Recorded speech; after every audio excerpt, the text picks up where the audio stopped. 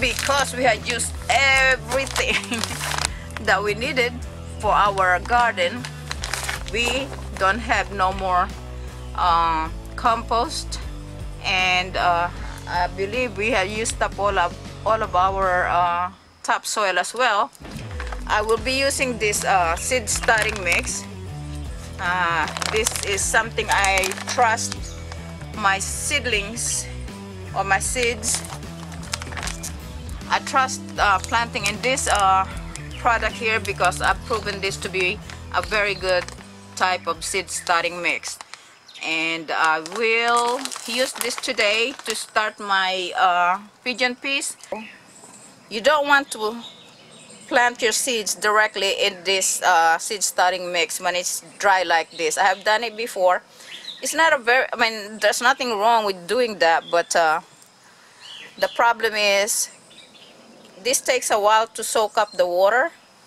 Once you got it inside the tray and the seeds are planted, then you put the water at the bottom of the tray so it could absorb it, and it really takes a good while before that process is completed, where the soil is completely nice and moist. But with this method here, you go ahead and moisten the seed starting mix with very nice and warm water, not hot. I mean, you don't want to cook your seeds. You just want it to germinate. So if you're going to plant right away like I'm planning to do today, what I'm doing is just prepping this seed starting mix so that it's nice and moist but not sopping wet. We're going to fill. I'm gonna start in the middle, that way if I have to place this in under the grow light, which is, I had two types, one which is the size of this tray, and there's something occupying that grow light already, so I might have to use it, and the other ones which is not as wide as this tray but much longer, and I will plant, let me see, however much seeds of this pigeon peas I have here, and the rest I will be saving for a very nice viewer who showed interest on planting her own, being that she also lives in the zone that I am living, which is zone 8. As you can see, it was a very nice successful planting of at least one of my pigeon peas, because I was actually able to harvest today, and I believe I have more to harvest in about 2 or 3 weeks from now. So I'm gonna try and plant however much I need from this in my hand.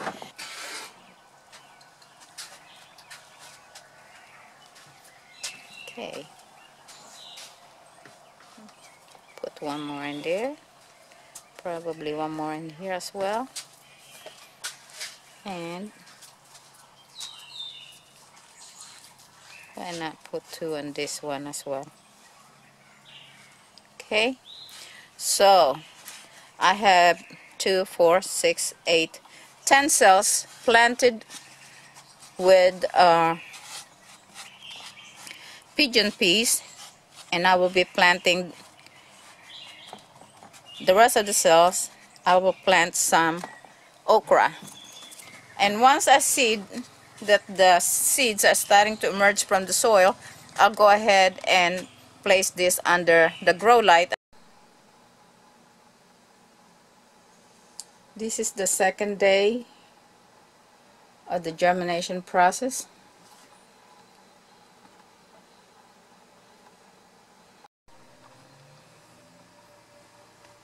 Okay, so right there, and right there, That one, I don't think I'm seeing any. And there are two in here. There's one there, and here's another one. That's the pigeon peas or the gandules right there. That one, I'm not sure. Right there. Well, it's not showing too well at the camera, but there's one right there, and there's another one, and actually right there. So that's a pigeon piece. So as you can see, this is how the pigeon piece comes out. This is the second day of germination, okay? And that's the first day. You can barely see them right there. First day. They did not all come out at the same time, but they are coming out, as you can see. That's the second days. The second days, you could see that it's pretty much completely out. The first day they are kind of like bent, and that will straighten up like this one. So that's how the pigeon peas appear when they first germinate.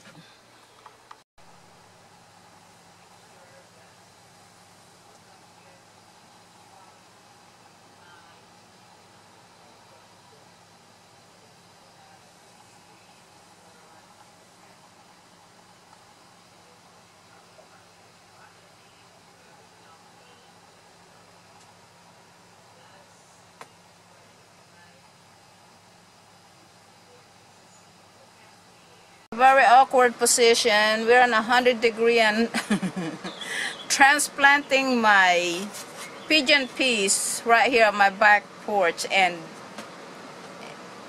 I don't know if it's showing. Let me see. See how long this is? It's barely showing. This is about, let me see, 1, 2, 3, 4, about 5 to 6 inches tall already. These are the pigeon peas.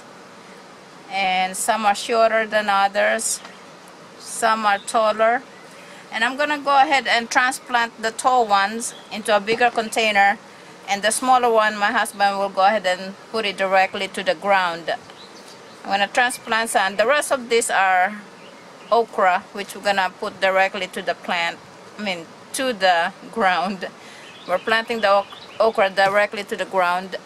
And I'm gonna transplant some Thai chili as well, and other type of peppers, hot peppers there. So what I'm planning to do with this, actually I'm gonna transplant them into this container here, which already got its seed starting mix inside. I'll add some more once after I planted the seedlings. I'm transplanting them in here, and I will overwinter them. Ooh, wind blew that. It's hot, but there's a good wind blowing every now and then. Get a break from the heat. But so what I'm planning to do is transplant some of this pigeon peas and then overwinter it, so that next year we could put it in a much better locations that I know and prove to have been a good place for it. Some of this we're going, like I said, we're going to put it directly to the ground to this year, and hope that it makes it next spring. I'm going to take this one here very close to the camera. This one, this is about almost 6 inches tall, and I'm going to plant that right here. Okay, I filled the soil almost very close to the top. And let's see, let's be careful pulling this without damaging the root. Go ahead and put that there.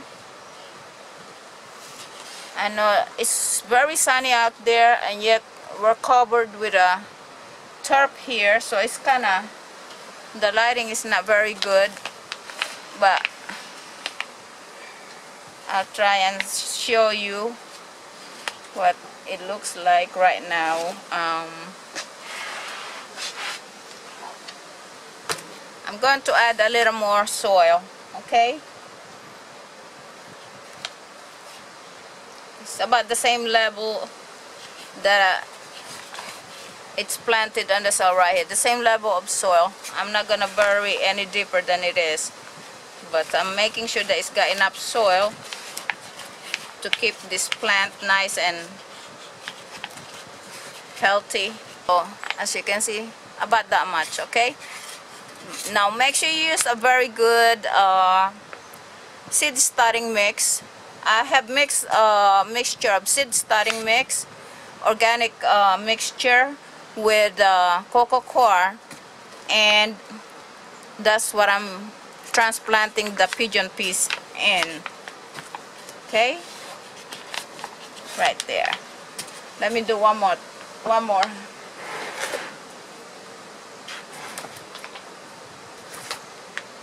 Now the soil is very moist. Let me show you the consistency of the soil. You see, it's moist enough that it holds, but if I squeeze that, as you can see, there's no water coming through. I'm not able to squeeze any kind of liquid from it, but it's very, very moist enough to hold together. Okay, that's the consistency of the seed starting mix moisture that I'm planting or transplanting my pigeon peas in. Here's another good candidate here. This definitely is about, I would say, whoops, a good almost 6 to 7 inches right here. So perfect timing to transplant them. Right before the plant gets root bound, and this one is the tallest one I have here. Kinda tap it lightly so that the soil is nice and firm all around the plant. Okay, last one. And the last one, I'm gonna show you that I actually have 2 seedlings in one cell, and because the soil is so light and dry, you can easily separate that without damaging the root. Okay, just kinda loosen up the soil, kinda put a little bit of squish in there, light, and you could feel and know when you're damaging the root. And you could avoid that by simply, as you can see, what I'm doing there, kind of like loosen up the soil, and because it's dry, I purposely waited until the soil is drying before I did the transplant, so that it'll be nice and loose. That's what the seed starting mix are, loose soil, and it's easy to kind of separate any the root system that are intertwined, or as you can see, and I can feel it separating but not breaking. Okay, see, you see it loosening without putting pressure. You just kind of loosen it and it comes off. There you go. You see that? No root was damaged in the process, and I'm going ahead to cover that with moist soil and put that back in a cell so that could be transplanted later directly to the ground. And this one is going in to be transplanted and overwintered in my greenhouse this winter, so that next spring I will have hopefully, if we're careful, This should make it in the greenhouse, and it would be at a very good stage of growth, and we might even be able to harvest from it next year, hopefully. Okay, so that's my last pigeon peas transplanted. Let me show you what it looks like. And there they are, as you can see.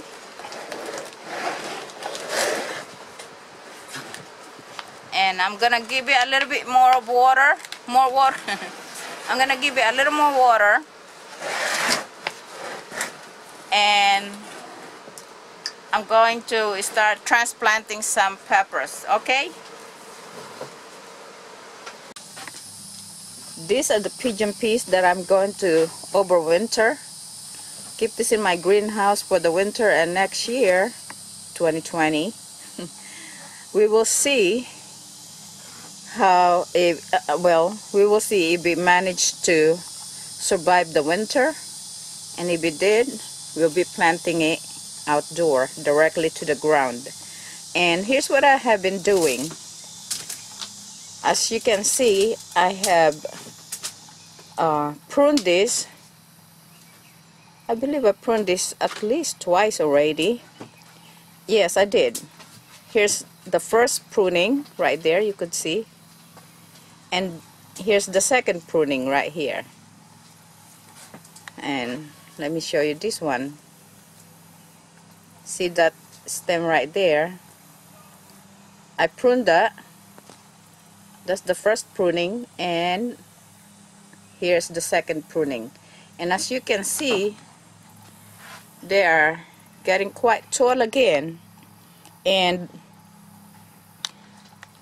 my reason for pruning this is because I want it to branch out. As you can see, here's several growth happening in this segment of this pigeon pea plant, and that's what I want it to do. I want it to branch out right there, as well as this. As you can see, several, 1, 2, 3, at least 3 segments. But I am pruning this and trimming it so that it don't just come out all leggy during the winter storage in my greenhouse. I want it to just branch out. It will not be growing as fast as it should. In winter, things are kind of slow, especially on tropical plants like pigeon peas. But I can overwinter this to keep it warm and hopefully survive the winter in my greenhouse. And as you can see, several growth happening in that segment right there, as well as here. Now here is the new growth. I will be pruning that again because I want it to concentrate its energy into growing more stems and bushing out from this segment going up. Okay, so that's what I'm doing with my pigeon peas. And over here you can see that I'm doing the same thing to these peppers. I am pruning them so that it could bush out, and as you can see, the peppers are looking really nice. Almost better than the way my pigeon peas are branching out. As you can see, these are the pigeon peas, and they're branching out very well. They're really looking nice. But if you come here to my peppers, you can see how much more bushier and really branching out. As you can see all of that growth. And these two, I believe, let me see how many times I pruned this. I believe I only pruned this. No, pardon me. Here's the first pruning area right there. I pruned it on that stem right there.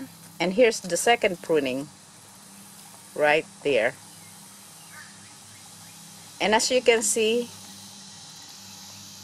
it's doing very well.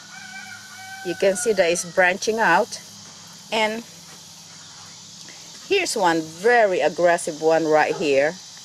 Look how much taller this is. This is about over a foot tall.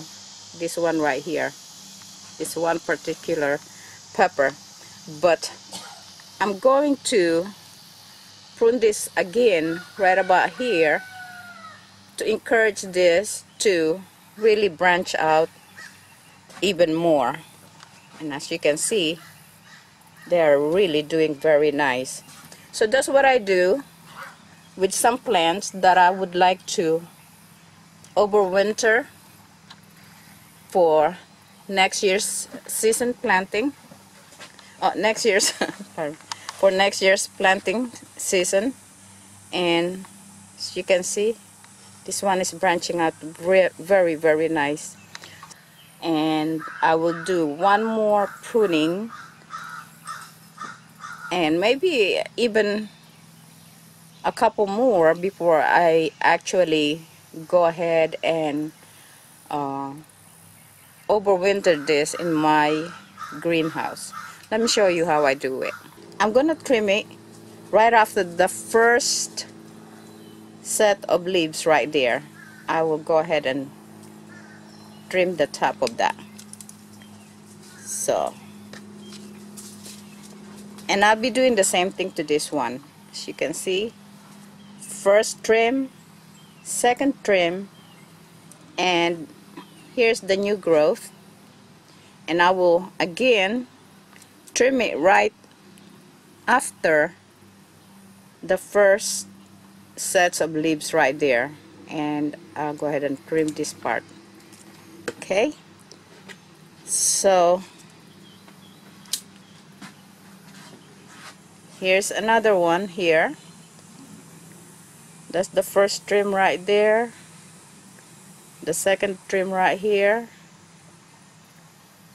Here is the new growth, and this is the first set of leaves, and I'm trimming it right about there. Okay, so that's it for the pigeon peas, and I'll be doing the same thing for the peppers. And as you can see, here's the new growth, and this is the last trim. I will go ahead and trim this right after the first leaf right there from the new growth. And let's leave that there.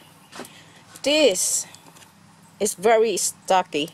I like the way it's coming out nice and bushy with the new growth right there. So there's no need for me to trim that.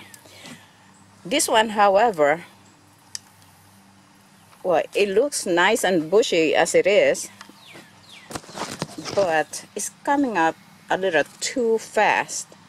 And I know that it can bush up even better. So there are 1, 2, 3 new growth, and what I'm going to do with this first growth here, I'm going to trim it, as it is a bit leggy, so I'm going to trim it right after this first leaf here. As you can see that first leaf, I'm going to trim it right, pardon me, but I'm really working with one hand here, one hand on the camera and the other hand on the scissors. So that's one trim, and here's the other new growth, looking very, very nice.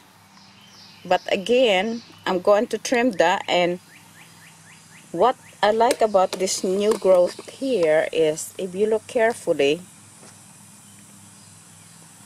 in between the leaf and the stem, there's the tiny little bud of new growth right in between, which is about to grow or shoot up a new leaf. So I'm going to save 1, 2, 3 leaves and I will snip this right after the third leaves. This is the tallest stem, and I will be pruning it right after 1-2 leaves right there. It's got a long way to go, so I'm not so worried that my pruning might be a little aggressive, but I'm trimming it right there. And as you can see, look at how much I got out of that one stem. But if you look here, there's a new growth starting to happen. And now the trimming should encourage this plant to bush out from the base going up to the tallest stem that I pruned off. And here's one that don't need any more trimming this time. As you can see, it's looking very nice with lots of new growth, and it's really bushing out. It should be, if it survived the winter, it should do very well next year. And this one here, actually, if you notice, take a look at that. It wants to bear fruit. And I'm not growing these peppers for that reason this time, so I will be plucking this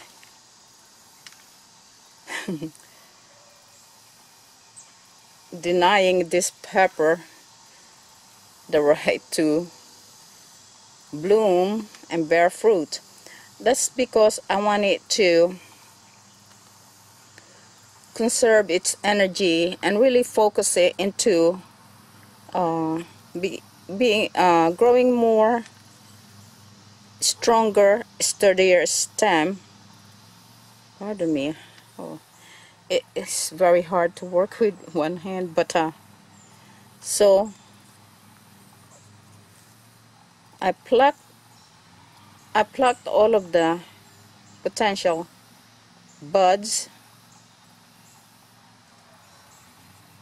so that the plants could focus its energy into growing more new leaves and new stems. And as you can see, there's new down there. As you can see, that's a new growth, and in between each leaves you will notice that there are new potential growth there. And right up here is where it branched out and decided it wants to bear fruit. And I believe I plucked all of the fruits or potential buds that will bear fruit so that it could focus its energy into growing more stems and really bush out. So that's how I prepare my pepper for next year's planting. And as you can see, I did my third pruning for both the pigeon peas and the pepper plant.